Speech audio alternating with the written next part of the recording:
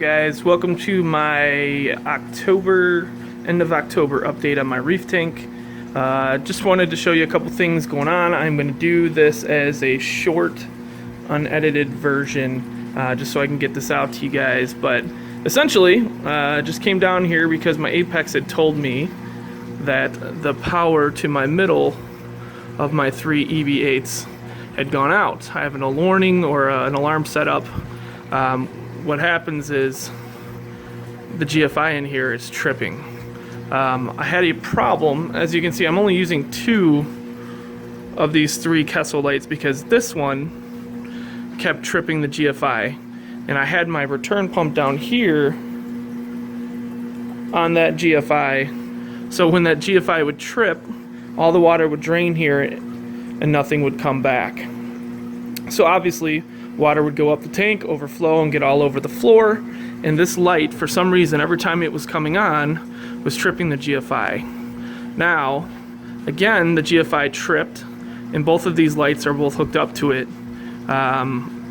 It tripped at 4:51, and this light comes on at 4:19. So it was still 30 minutes after this one came on, so I don't know if that's the problem. But if it's going to keep tripping the GFI, I'm done with Kessels. This one has got to be 5 years old. I will get something else. I'll get a black box. I've been looking at black boxes, something, so I can use the whole, this is a 4-foot frag tank, so if I can use the whole 4 feet, I'll get maybe 1 or 2 black boxes before I will buy another Kessel. So I'll keep you guys updated on that.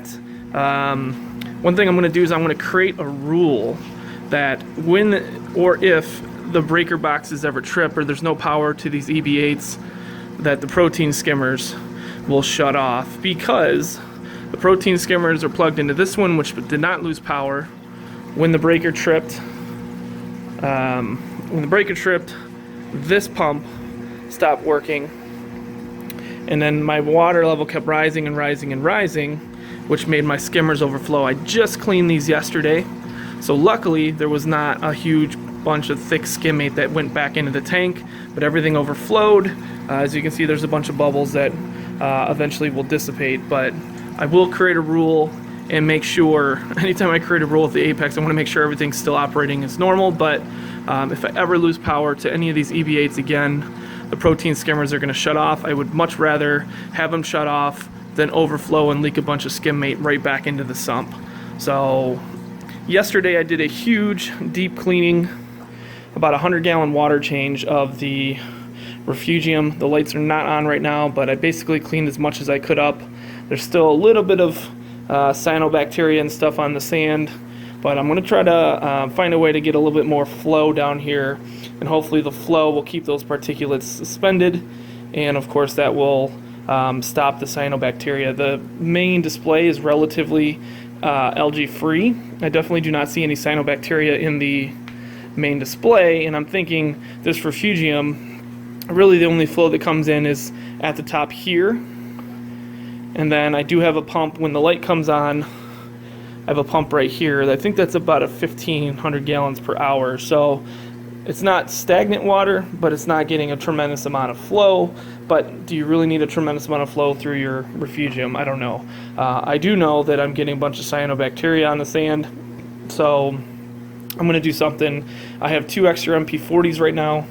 I'm probably going to add 1 more MP40 here, move that one over, and have 2 on this side shooting down this way. I can't really put one on this side because these 2 tanks are together, and the MP40 would need to be on this side, of course.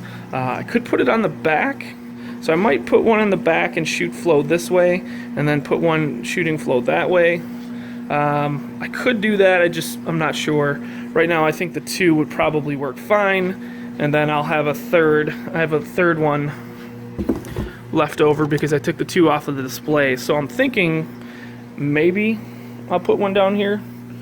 If you guys have any opinions on where, if I have a pump here and a return here, maybe I would have on this wall, maybe, just to kind of mix the flow up. The only thing too is I want to be able to not step over the wires or have the wires to where they're going to get, stepped on. So we'll figure that out. If you guys have any opinion, leave a comment below.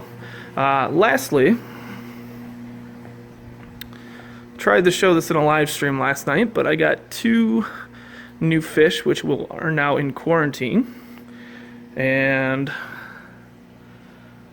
I finally found a sow haul at my local fish store at a really good price, so I picked one up. And I got a second fox face. I do want to put the other fox face, this one, in the frag tank with the yellow tang.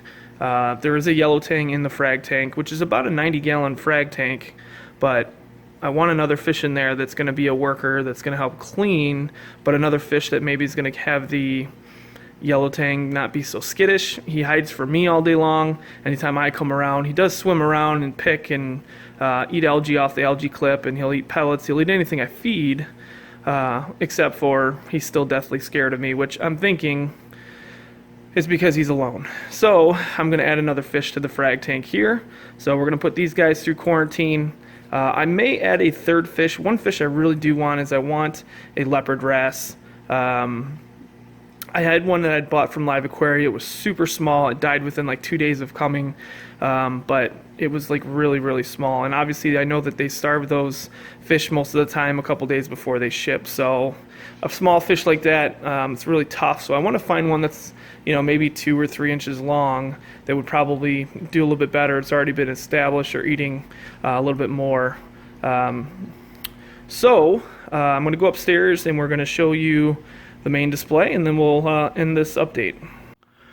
So I'm going to start on the living room side because you guys don't get to see that as much. That's not the side that I show in some of the live streams. So just want to kind of give you an idea. Everything's looking good. We got lots of growth. I kind of regret putting green star polyps on a main rock. I'll probably have to fix that at some point or another.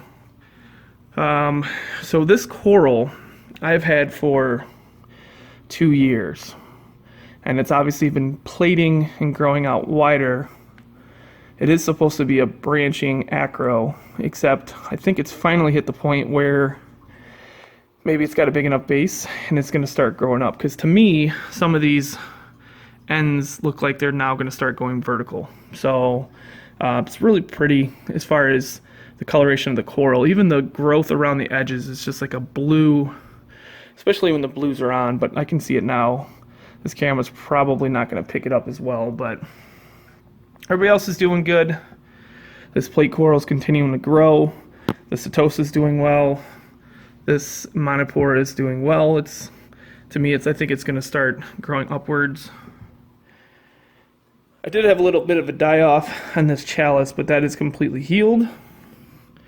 The Utter Chaos, you can't see the frag plug anymore.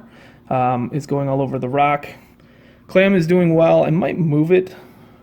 I've noticed that it's sometimes been closing up on me, so I'm probably going to move that. I think that maybe the overhang on the rock is affecting the amount of light that it's getting. So other than that, sand looks really good. The diamond goby, actually had 2 diamond gobies I put together in quarantine and put both of them in the tank.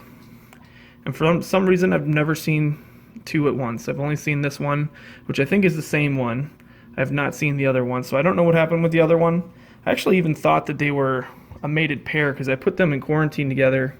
They were completely fine with each other. They hung out next to each other the entire time through quarantine. And as soon as I put them in here, well, it looks like my breaker might have tripped. Stay tuned. Let's go check it out. Okay, false alarm. It wasn't the breaker that tripped, but I have another warning to say when the temperature probe, I have a temperature probe here that I'm kind of using as a sensor. Hey, what's up? Instead of an optical sensor when the water level gets so high, I had an extra temperature probe, so I'm using the temperature probe to where when the water level comes up here, the temperature obviously is going to be closer to the tank water. So I'm kind of using it as an optical sensor right now to warn me when this water level gets too high. So I do know if for some reason this water level is going up to where this would start to overflow. So this is my warning, which of course, with me turning everything back on, everything has to kind of equalize again. I'm sure this will go back down in maybe an hour or 2. This will start to reduce a little bit. And I turned off my auto top off for the moment because this is normally running, you can see the line normally running about right here. So false alarm, no big deal there. All right, we'll go back upstairs. Okay, so we are on the office side now. As you can see, the sand bed looks really, really good. I was getting cyano and some diatoms or whatever on there. I have kicked up the flow a little bit with the second gyro to 80, and I think everything's doing really well. Plus the diamond goby sifting around the sand has certainly helped as well. So everything else is looking great. I was talking about the diamond gobies. So I've only seen one diamond goby since I put both in there. So I don't know if one died, got picked on, something happened. I was even thinking maybe he was just hiding because maybe they were going to start to have babies, but I've not seen the other diamond goby, and it's probably been like 2 weeks or more that the diamond goby's been in there. So other than that, I'll give you guys a quick overview and then we will end this update. I will say this mushroom, this one right here, the top one, has gotten really big, and it actually was down here and it's moved up. So I'm assuming it's making room to either split and have another little baby come down. It's kind of dark right here, so I'm trying to, the reason I put it here was because I wanted to make sure that it was dark and it couldn't really climb up the rocks and be in the dark. And I didn't want the mushrooms to overtake the whole rock structure as well. So little strategic there, hopefully it works out, I don't know. You guys have probably never seen this, but somehow I did not buy the zinnia. It popped up and it's continued to grow. So I'm not sure what I'm gonna do with these. I might just take a razor blade and just cut it off because I do not want this overtaking everything. It's another thing you guys can comment on, is just tell me if it starts getting close to other corals, if that's gonna start stinging other corals. I've seen certain types of clove polyps, you know, soft corals like that, be with SPS and not really sting them. So we'll find out. Other than that, everything's doing good. I will do my best to make sure that I start getting some more videos out to you guys. So if there's anything you guys want to see, let me know for sure. I can certainly do a video up to it. So as you can see, everything's doing great. Still working on the nitrates. I know you guys are always asking me about the nitrates. I'm going to test the nitrates today because I did a 100-gallon water change. I doubt that they really have changed, but I'm hoping that we'll start to see an impact on that. That nitrate reactor, sulfur denitrate, or whatever you want to call it, has been working a little bit. I don't see it's really making a dent.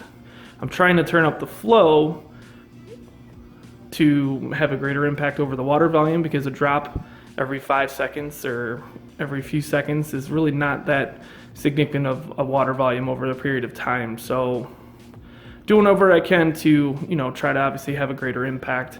I was expecting by now that there would be more bacteria in that sulfur media, which would allow me to turn up the flow and still be reducing the nitrates, and I'm not seeing it yet. So not sure what to do there, but we'll keep going with that one and see what happens. It's not hurting anything as far as I can tell. So that's it, guys. Thank you so much for watching. I'm going to put this out really quick because this is going to be an attempt at a, you know, quick unedited type video. I appreciate you guys sticking around, and if you guys would like to see anything else, just give me a shout or leave a comment below. Thank you guys so much. Happy reefing.